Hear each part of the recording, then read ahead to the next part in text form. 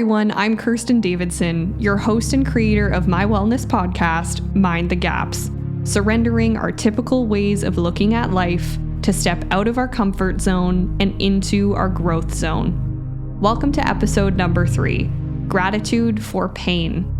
Today, I'll be talking about how practicing gratitude can help us lead meaningful lives, no matter our life circumstances. To find meaning in the beautiful things in life and the most painful things is to be truly untouchable. It's really like a superpower. For all things Mind the Gaps, you can find me on Instagram at kirsten.davidson. That's KIRSTEN.DAVIDSON. I'm happy to answer any of your questions, comments, or feedback, and most of all, I'm happy to have you as part of the Mind the Gaps community. Thank you so much for tuning in, and I hope you enjoy.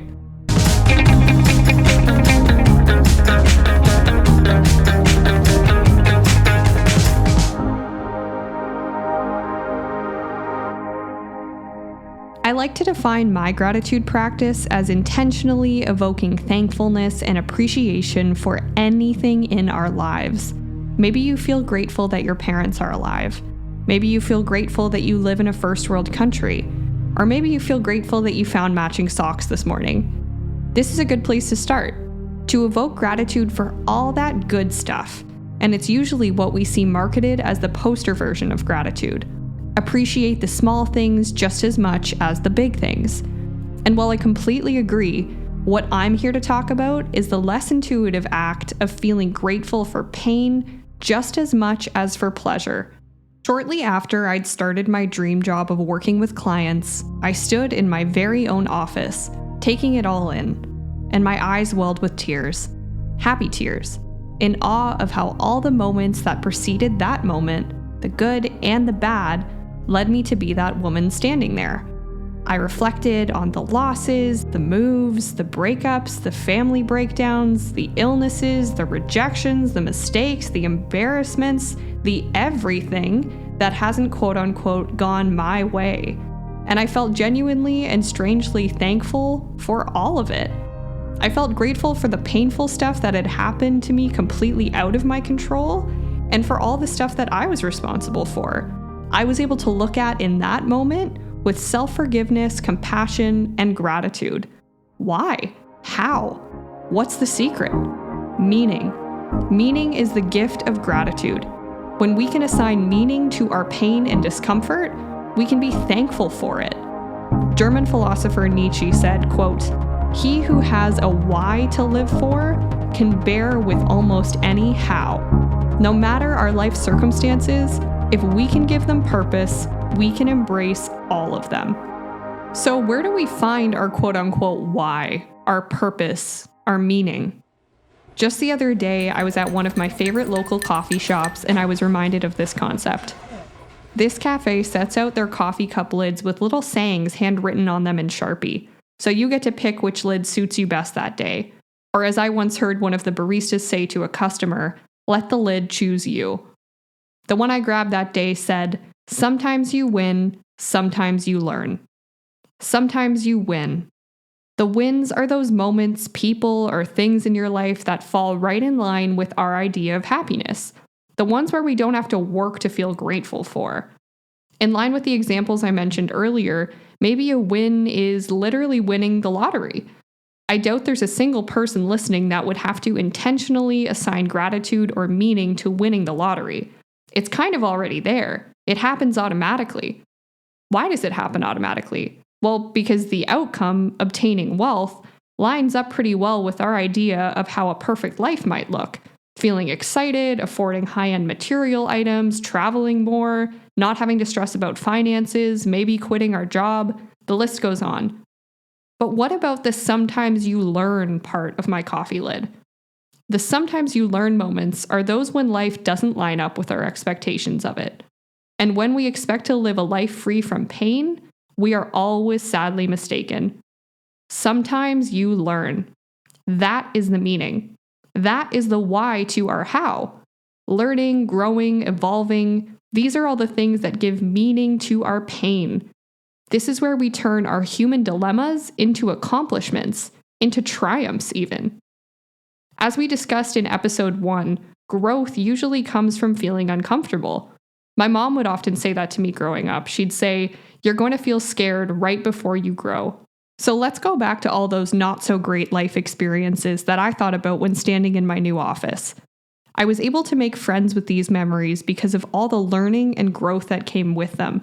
And I was able to forgive my poor choices because I recognized why they happened, I learned from them, I took accountability, I even made amends where appropriate, and now I don't have to worry so much about repeating them. Believing that every single thing that occurs in our life has meaning is what makes us untouchable. It's what protects us from falling victim to outside circumstance. So here's the golden nugget. Everything in life, everything that comes into our consciousness is a gift. Why? Because we either get to embrace it if it's a win, or we get to learn from it and grow if it doesn't line up with our expectations.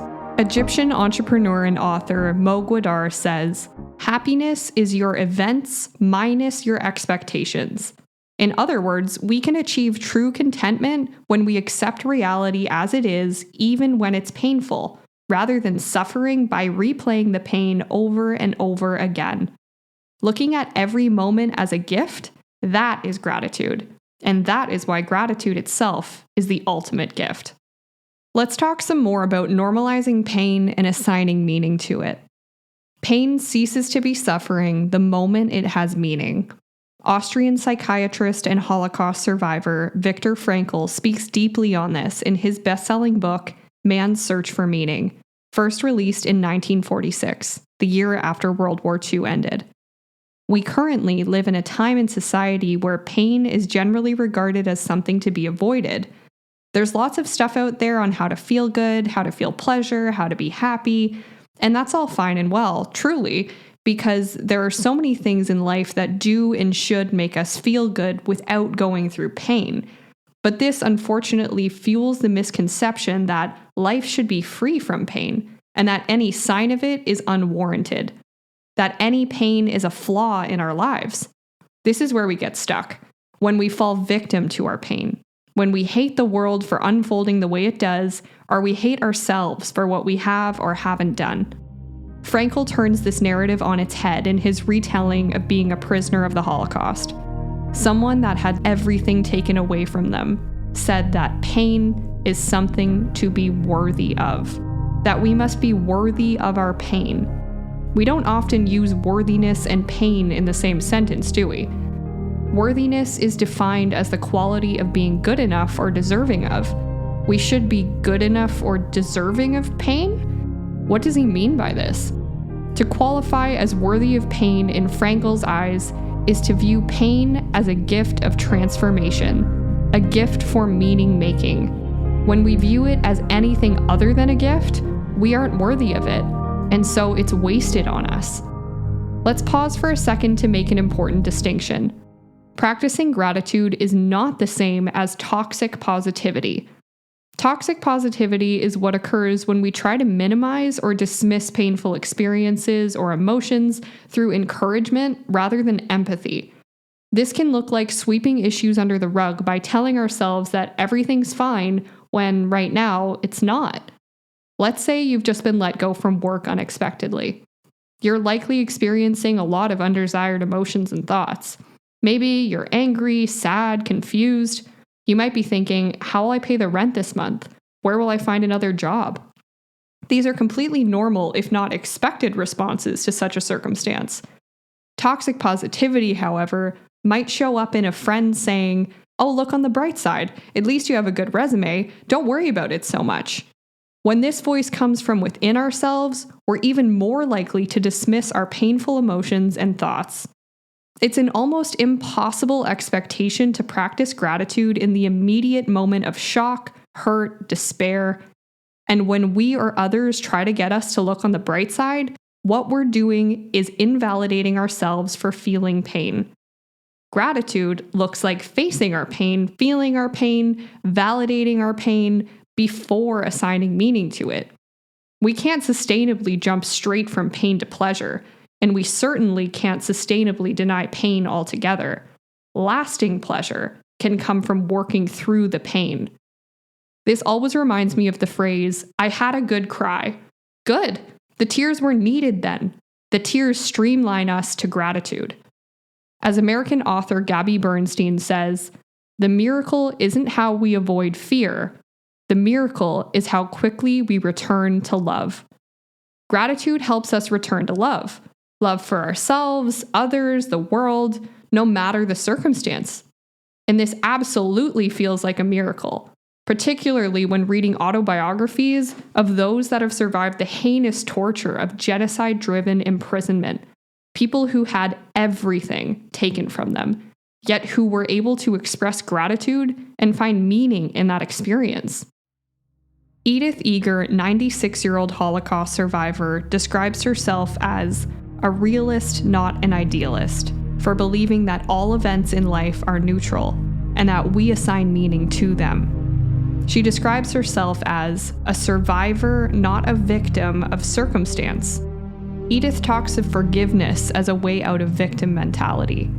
She's put herself in the shoes of her camp prison guards and feels sorry for them, describing them as prisoners of their bigoted beliefs that genocide was justified.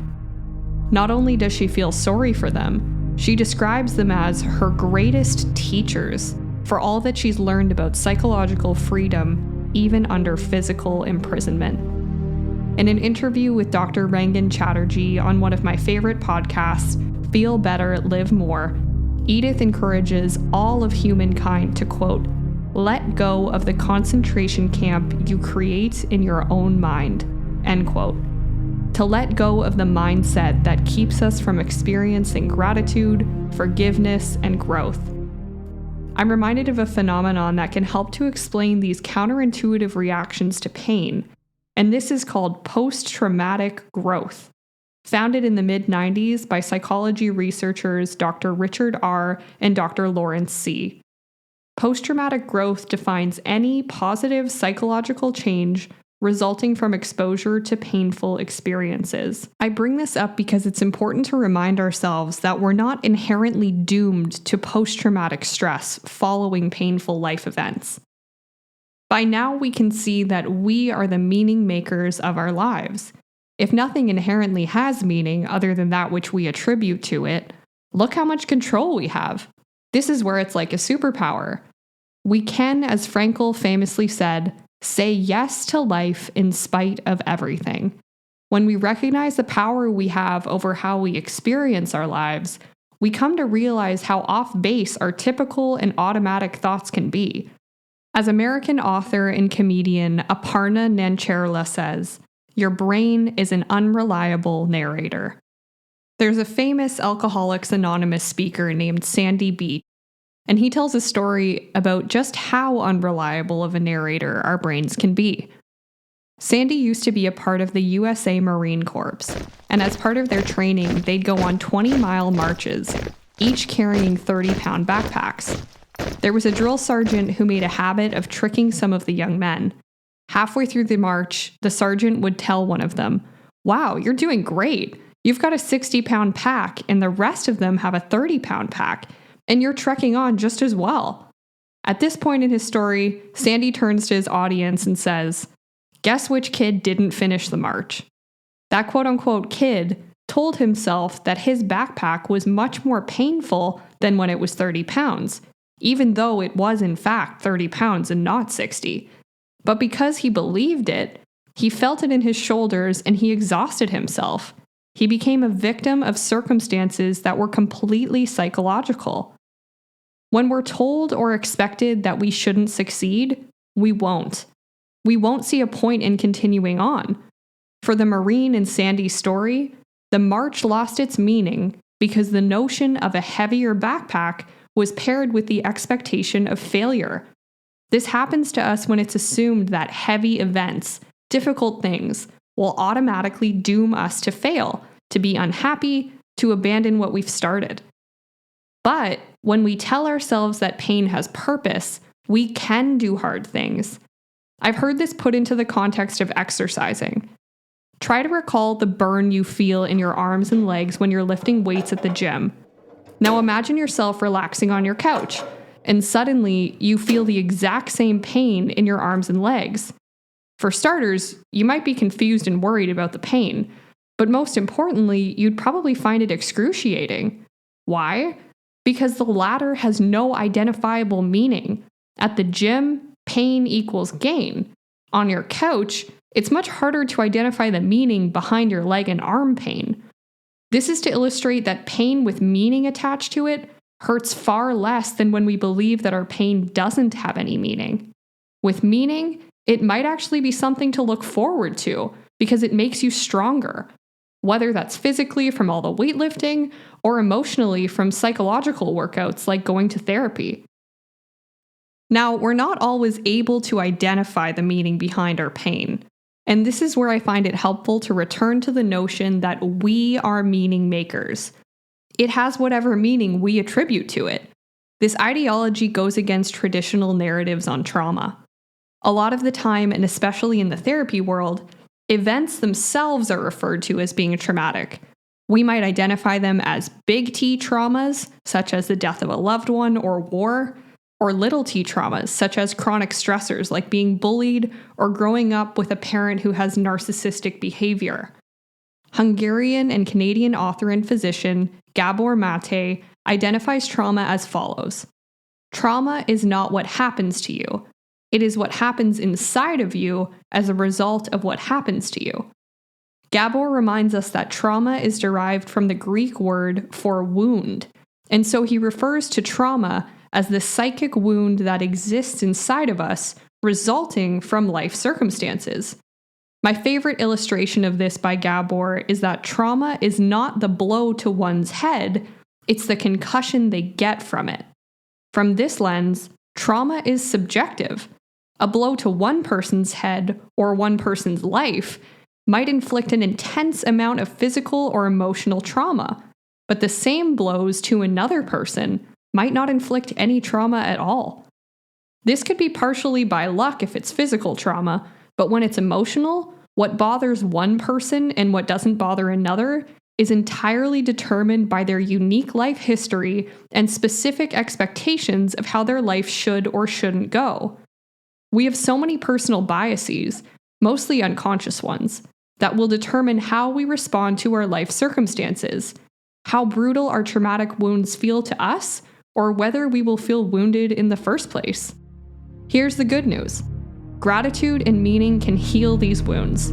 They don't need to be permanent. Let's take Victor and Eden, for example. For them, they view their imprisonment as a gift, something to be grateful for. And this does not mean that they would wish to go back and relive it, wish it upon others, or even justify the experience. It's that they were able to retreat inward and find purpose for their pain in spite of it all. Victor talks about how no one could take away that meaning from him, no matter that he was stripped of most everything else in his life. Edith has said with the utmost confidence, there is no hierarchy in trauma. When I first read Gabby Bernstein's quote that I mentioned before, it's not about avoiding fear, it's how quickly we return to love, I was reminded on theories of homeostasis that I learned about in my evolutionary psychology studies in university. Homeostasis is defined as the state of steadiness of our emotional and physical conditions, steady conditions that allow us to function in the most optimal way. Homeostasis says that our bodies are naturally inclined to bring us back to physical and emotional equilibrium when we're off kilter. For instance, when we're sick, our bodies are working harder to fight through the illness to bring us back to health, back to equilibrium. Now, it's inevitable that we'll get sick sometimes, just as it's inevitable that we will experience emotional disturbances in our life.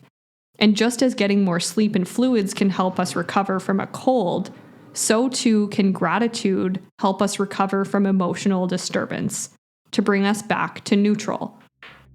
I have type 1 diabetes, and I wear a constant glucose monitor on my arm, CGM for short. My CGM tracks my blood glucose levels on a graph hooked up to my phone. The graph is split into 3 categories. Red represents below optimal blood glucose, yellow represents above optimal glucose, and gray represents within the optimal range.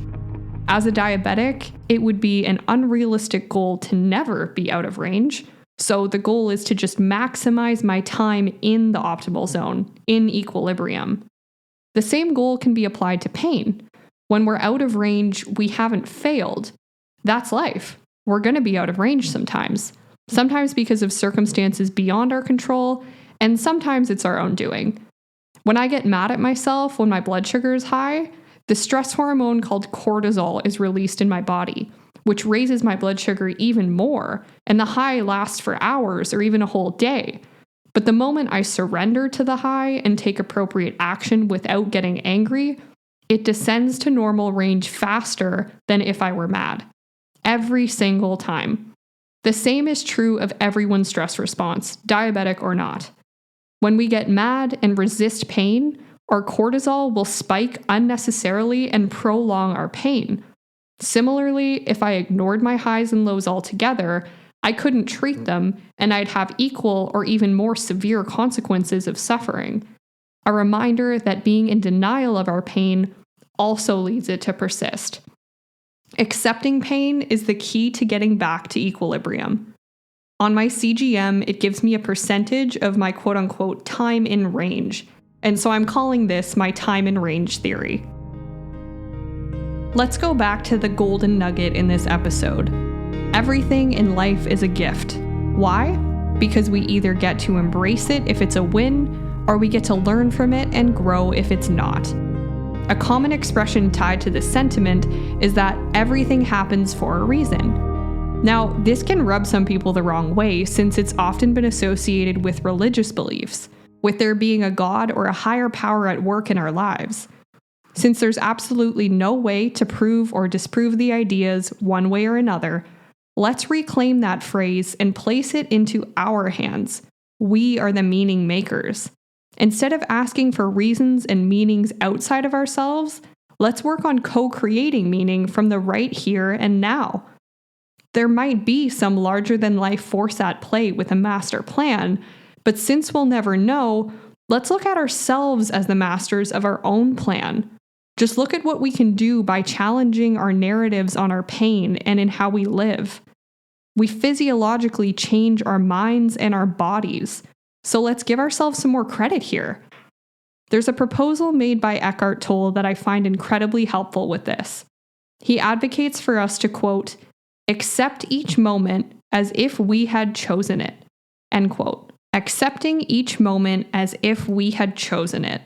Now, that sounds pretty tough when it feels like the world is falling apart all around you, but tune back into gratitude for the falling apart as a gift of transformation, a transformation so grand that you can actually imagine choosing it for yourself, choosing the hardship for yourself, and most importantly, sharing openly with others to give the pain meaning, co-creating meaning. I found this practice to be hugely transformative in my own life, to heal the ache of large and small emotional wounds. For instance, on a small scale, a few years ago, I hit a curb in the mall parking lot and blew my tire.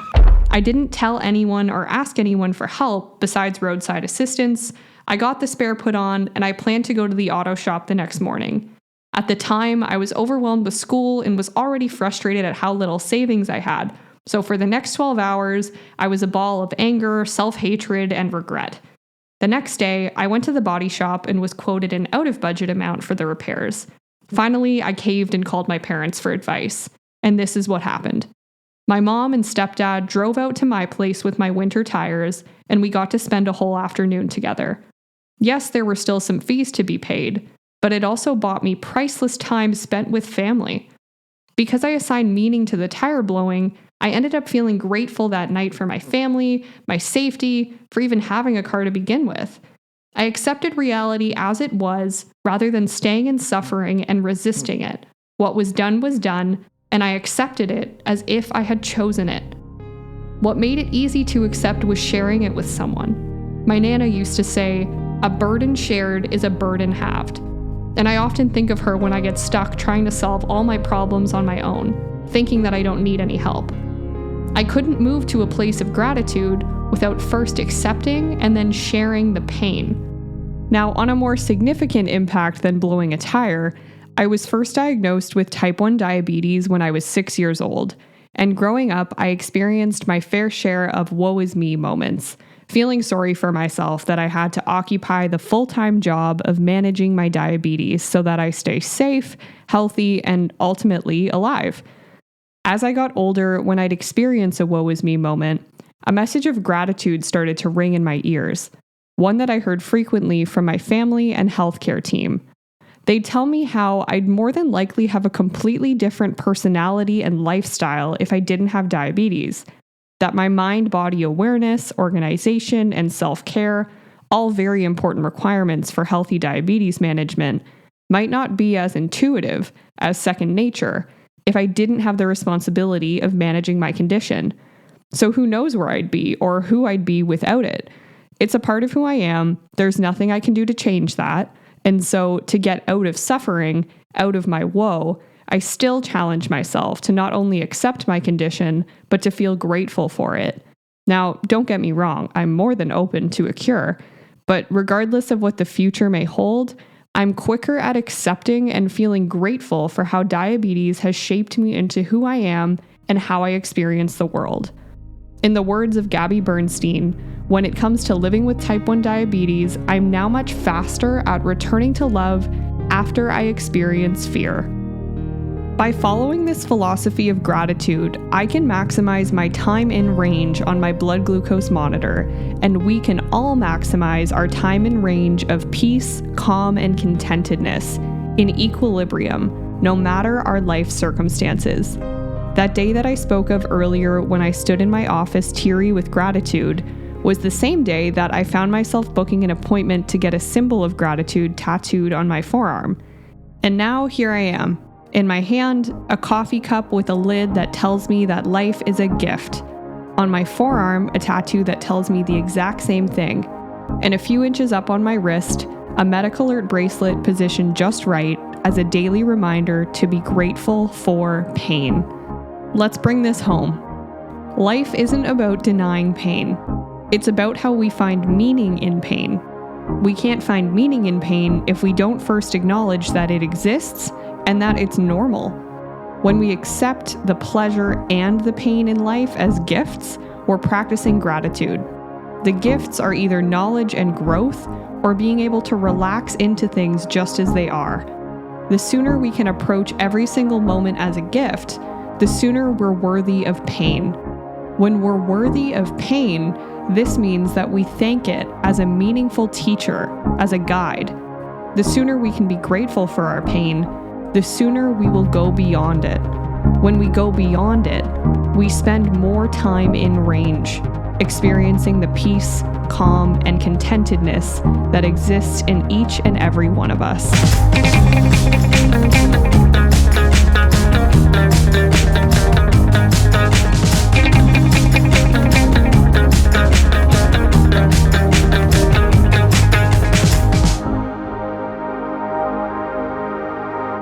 Thank you so much for listening.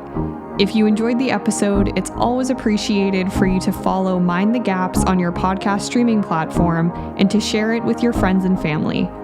To stay up to date on the show, you can find me on Instagram at kirsten.davidson. Thanks for minding the gaps with me today.